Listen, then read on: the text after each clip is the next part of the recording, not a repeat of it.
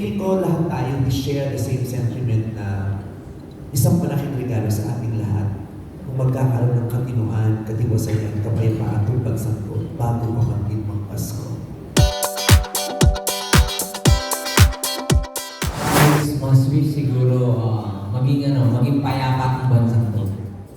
Maging payapa, umayos, kasi hindi usapang pangkasalukuyan to usapan ng mga maging future ng mga bata, mga apo natin, mga anak natin. Kaya yun yung wish ko na maayos ang bansang to. Hindi para sa akin, para sa mga future ng mga bata. Thank you po. Ako din, I share the same wish. Kung anong wish na ganoon sa akin. Kasi, sigurado ako may Noche Buena sa Pasko.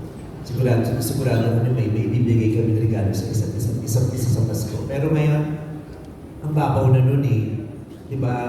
Nandito rin kami sa posisyon ngayon ng buhay namin na yung mga iniisip namin at minimidhi namin, hindi na lang sa pangsarili.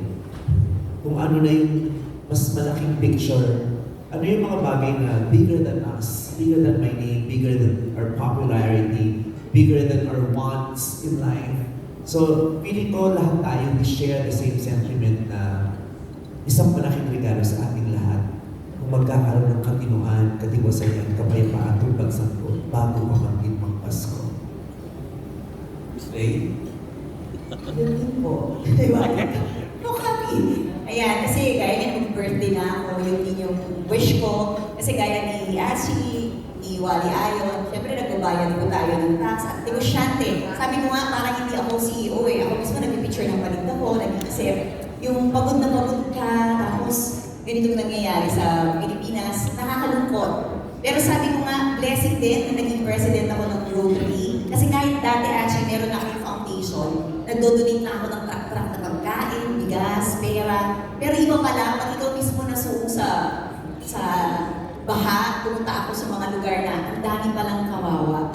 Ang dami talagang kawawang Pilipino.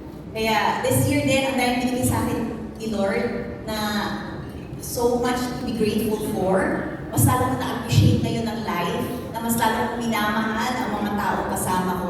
Sabi nga natin, nasa age namin, kung gusto namin ng love, ng peace, di ba? Kaya nga, we choose our circle na rin. So, sana nga ngayong birthday ko at ngayong Pasko ay magkaroon na ng solusyon ang problema din ng bansa natin. Kasi we all want a Merry Christmas. Thank you. Thank you.